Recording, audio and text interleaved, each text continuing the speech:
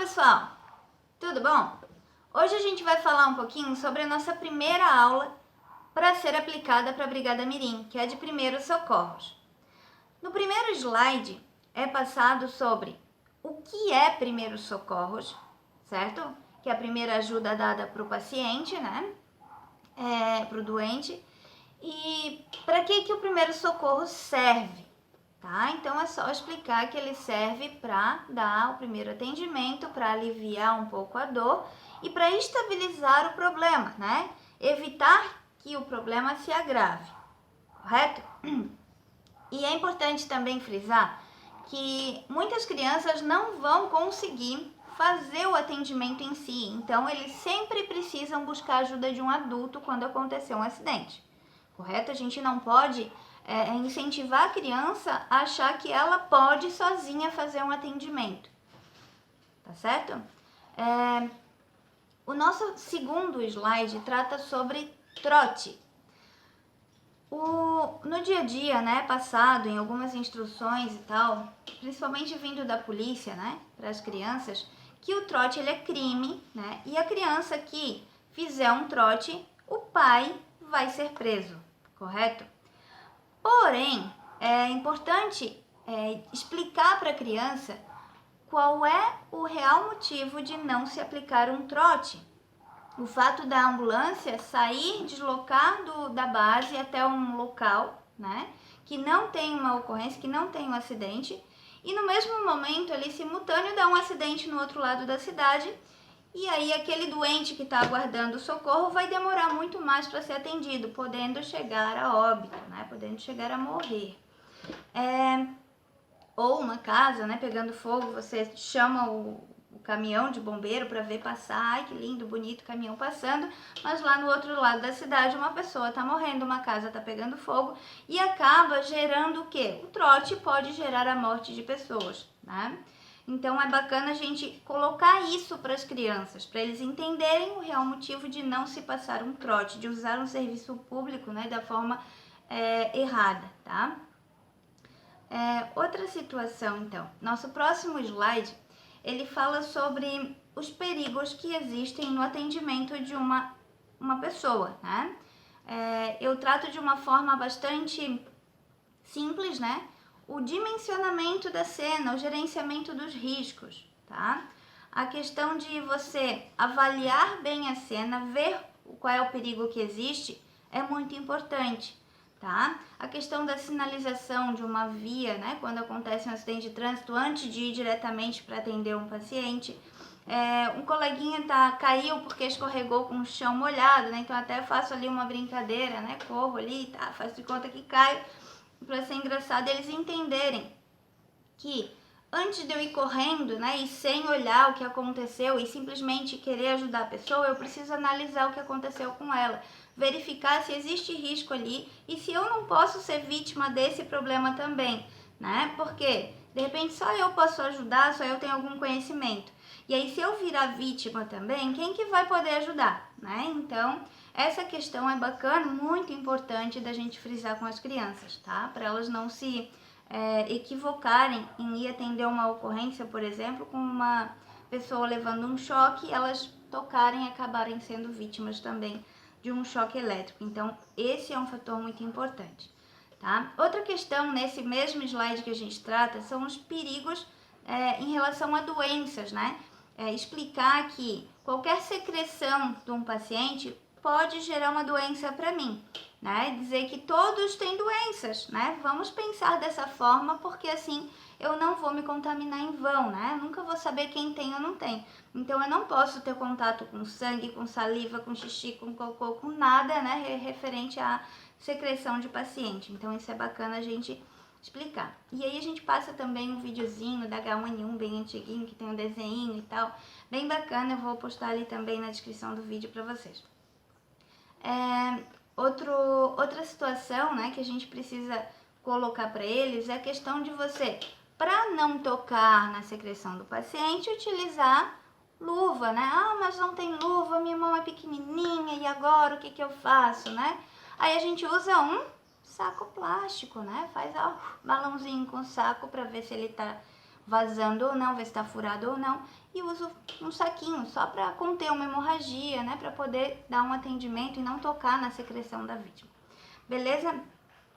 O nosso outro slide ali, daí eu passo os dois videozinhos, eu passo um vídeo do espirro em câmera lenta, se vocês pesquisarem, né? Tem um vídeo bem bacana no YouTube que mostra o espirro em câmera lenta de várias pessoas diferentes. É um vídeo bem nojento, né? Então as crianças até fazem careta e tal, mas realmente quando a gente espirra, né, sai um leque de secreção, né, para tudo que é lado. Então é importante também eles aprenderem a espirrar, tá? Daí é onde a gente ensina o como deve se espirrar, né? Esse slide ali anterior eu também falo isso, né? Que a gente deve espirrar, ó, no braço. Por quê? Porque eu não uso o braço para abrir a porta, eu não uso o braço para cumprimentar alguém, eu não uso o braço para pegar nas coisas. Então eu não vou contaminar, né? Passar doenças, né, gripe e tal para outras pessoas se eu espirrar no braço, né?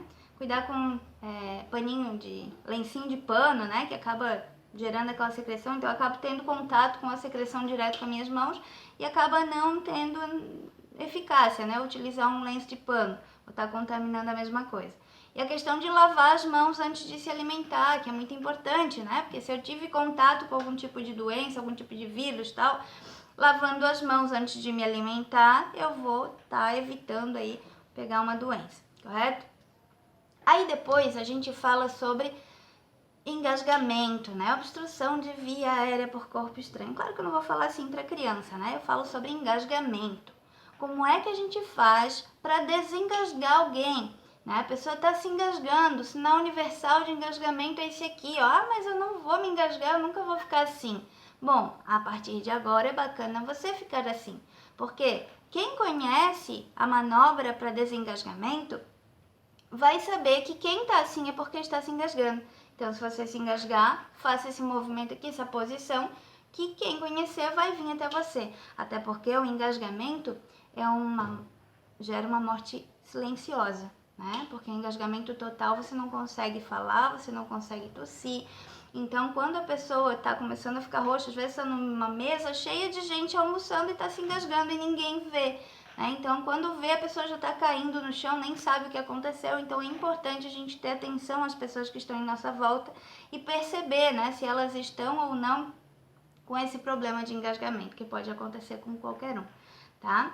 Então, o sinal universal de engasgamento é esse aqui, tá? Procedimento de desengasgamento a gente ensina, né, que é a posição ali de colocar, ir por trás da pessoa, né, fazer ali mãozinha fechadinha, a outra por cima e fazer um J, né? Um gancho ali para dentro, na região ali acima do umbigo e abaixo das costelas, tá? Então é bacana a gente explicar o local certinho para as crianças.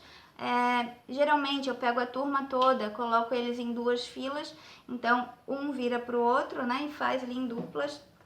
Eu faço eles fazerem a posição, tá? O movimento em si, a manobra, não é interessante que eles façam, porque senão eles podem vomitar e daí não vai ficar nada agradável a sua aula, beleza? Então ali a gente faz com que eles aprendam lá a posição, achar o umbigo, colocar aqui ó, achou o umbigo, colocou acima ali do umbigo a mão, a outra por cima e um J pra dentro, tá, gente? Então é mais ou menos assim, pra quem não sabe agora sabe, né? Para desengasgar uma pessoa, tá? Tanto adulto quanto criança a gente pode utilizar dessa forma. Então é isso, o bebezinho, né? No caso do bebezinho, quando se engasga, né? Colocar o bebezinho na mão, no braço ali, colocar ele no braço. Vou pegar aqui um bebezinho assistente, né? Então eu tenho aqui um bebezinho, né? Primeira posição, quando a gente engasga, o bebezinho se engasga, ele vai rapidamente ficar roxo, tá? Então a gente pega ele, ó. Eu posso pegar dessa forma aqui, ou eu posso pegar só pelo queixinho, ou eu posso fazer dessa forma aqui, de uma forma que eu não bloqueie a via aérea do bebê, tá? Então eu vou pegar assim, coloco ele sobre o meu braço, tá? Ó, cabeça abaixo, certo? E eu vou dar aqui entre as escápulas, entre os ombrinhos, vou dar 5 tapotagens, tá? Então, eu vou pegar a mão aqui e vou bater 1, 2, 3, 4, 5. Não pode ser um tapa muito forte para quebrar o bebê, correto? e não pode ser também carinho, né, gente? Tem que ser um tapa forte, firme, para poder desengasgar o bebê. 5 tapotagens. Fiz aí 5, ó. Cola a mãozinha aqui, ó, bebezinho virou, ó. Prende a perninha aqui para não deixar o bebê cair, né? Ali, ó, entre os mamilos, eu faço 1, 2, 3, 4, 5 compressões. Então, a gente ensina isso, né? Não que uma criança vá fazer, mas a criança vai chegar em casa e vai ensinar a mãe, né? Quem tem irmãozinho e tal, vai ensinar a mãe a fazer esse procedimento para desengasgar o bebê, correto? No próximo slide a gente fala sobre parada cardiorrespiratória, tá? PCR. Aí a gente explica quais são os sinais e sintomas. Inconsciência, né? Quando a pessoa está desmaiada. Palidez, está branca, né? Cianose nas extremidades, roxinho, né? Na boca, no ponta das mãos. Mas o que é mais importante para a criança, né? É um negócio mais geral, mais rústico. Vamos ensinar o básico, que é verificar o pulso, tá? Aonde que eu verifico o pulso? Porque hoje, se você for perguntar para uma pessoa leiga de qualquer outra área, né, que não seja bombeiro, lógico, né, aonde que eu verifico o pulso para saber se a pessoa tem ou não, né? Uma pessoa desmaiada, como é que eu verifico se ela tem ou não tem pulso? As pessoas não sabem ver, tá? Então, se a criança já de pequena tiver uma noção, saber o local, a localização onde a gente verifica se tem ou se não tem pulso, isso é uma grande coisa, tá, gente? Então, verificação do pulso carotídeo, tá? A região aqui, ó, da traqueia, né? Ó, verifica aqui no meio do pescoço, ó. Do ladinho aqui, eu pressiono um pouquinho e consigo verificar o pulso carotídeo, tá certo? Para adulto e criança é aqui, né? Para bebezinho, a gente verifica o pulso carotídeo no braquial, tá? Lembrar também que a gente nunca pode verificar o pulso com o dedão polegar, tá? Porque como a gente tem nessa região aqui, ó, a artéria radial, então eu tenho ramificações da artéria radial no meu dedo polegar. Então, quando eu for sentir o pulso, se eu colocar esse dedo aqui, eu posso sentir o meu pulso ao invés de sentir o pulso da pessoa, tá? Então, sempre que eu for verificar o pulso de alguém, eu verifico com os outros dedos e não com o dedo polegar, tá? Então, bebezinho não se verifica o carotídeo. Por quê? Porque o bebê tem pouco pescoço, muita gordura e eu acabo não conseguindo sentir, acabo machucando o bebê e não sinto o pulso ali, tá? Então, eu verifico o pulso do bebê no braquial, tá? Tranquilo, então? Aí, o que a gente precisa falar depois disso, né? É mostrar o local correto de fazer as compressões, tá certo? Compressão cardíaca, compressão torácica, né? Onde que eu faço, como é que eu faço, o ritmo. Hoje tem uma musiquinha bem bacana que é o Baby Shark, né? Baby Shark, daquele do tubarão, né? Baby Shark, Baby Shark, Baby Shark, Baby Shark. A gente ensina, né? Mãozinha, usadinha. Essa parte da mão aqui que tem que ficar bem no centro do tórax do paciente. Beleza? Não é outra parte da mão, não é o meio da mão, não é a ponta da mão. Porque quando a gente faz a posição, né, para fazer a compressão, ó, o braço tem que estar bem esticado, o ombro em cima da mão, ou seja, eu vou ficar bem reta em cima da vítima. Então, quando eu faço essa posição, a parte em que eu mais vou jogar o peso é essa região aqui, né, onde tem o meu braço, tá? Então, é aqui, ó, meu braço que vai fazer o peso, né? Então, é ali que eu tenho que fazer aqui que eu tenho que colocar bem no centro do peito da vítima, correto? Então, a gente posiciona a criança, conserta, ajeita, né? Abre um pouquinho as pernas, chega mais pra frente, ombro em cima da mão, corrige a posição dela e faz com que todos eles façam compressão, tá? Aí o boneco, né? A gente pode estar fazendo um boneco caseiro, né? Como eu mostrei no vídeo passado. Para poder estar tendo essa possibilidade de eles fazerem a compressão, tá bom? Essa é uma aula bem dinâmica, né? Uma das aulas mais interessantes, que agita bastante a galera, então as crianças gostam. Eu costumo dar essa como primeira aula, mas isso não impede a gente de fazer uma outra mudança, alteração ali, tá? Pessoal, o próximo slide, que é sobre queimadura, é bacana falar sobre a grande e a pequena queimadura, né? Digamos que a pequena queimadura seja a extensão de um braço inteiro, né? Em comparação ao corpo, dá aproximadamente 9%, um pouquinho mais, né? 10%. Mas o que a gente precisa falar então? Que quando é uma pequena queimadura, a gente coloca embaixo da água, né? A água corrente lá, beleza, alivia bastante a dor, para de queimar, né? E quando é uma grande queimadura, passou de um braço, né? O braço mais um pedaço do tórax, é um braço mais a outra mão, é um braço. A gente precisa fazer o quê? Colocar panos úmidos, tá? Tem alguma literatura hoje que fala sobre curativo seco, tá? Mas alivia bastante a dor colocar panos úmidos, tá certo? E então é isso, né? Questão da perda de temperatura corporal, né? Que a pessoa pode ter uma hipotermia se colocar água nela, ela tiver uma queimadura muito grande, ela perdeu grande extensão da pele, né? E a pele ela faz a proteção térmica. Então é bacana as crianças entenderem isso, tá? Principalmente o que não deve colocar na queimadura, tá? Então é bacana explicar bastante que pasta de dente, pó de café, massa de tomate, margarina, essas coisas não se passam em queimadura, tá? Beleza? Depois a gente fala um pouquinho sobre fratura, tá? A gente fala que existe a fratura exposta, a fratura fechada, e a gente mostra lá uma forma de fazer uma tipóia, né? Bem bacana, de uma forma simples para as crianças só saberem, digamos que facilitar a autoimobilização, né? Eu não induzo eles a fazerem algum tipo de imobilização mais complexa, até porque eu não vou conseguir fazer uma imobilização sozinho, né? A não ser a tipóiazinha, né? Na autoimobilização. A vítima quebrou o braço, está segurando o braço ali, já está imobilizando o braço, então eu faço apenas uma tipóia ali para apoiar esse braço. Então é a única coisa de imobilização que eu ensino para as crianças, correto? Outra questão que é bacana a gente ensinar é sobre hemorragia, né? Que existem 3 tipos de hemorragia. A hemorragia capilar, que é aquela bem pequenininha, né? Um cortezinho, qualquer um corte. Às vezes sangra bastante, porque é bem vascularizado, mas o que a gente faz para conter esse ferimento? Pega um paninho ali, apoia, aperta ali, faz a compressão local, que logo já para, né? É evitar tirar o primeiro paninho, porque o primeiro paninho criou a coágulozinho, que daí fechou e tal. Então, explicar dessa forma para as crianças entenderem como fazer uma contenção de hemorragia simples. E lembrar, né, que quando se trata de sangue, eu preciso utilizar a luva, né? A hemorragia venosa e arterial já são hemorragias mais severas, onde eu vou ter uma dificuldade maior para fazer a contenção de uma hemorragia. Mas para as crianças eu não costumo ensinar outra forma de contenção, a não ser a compressão direta ali, né?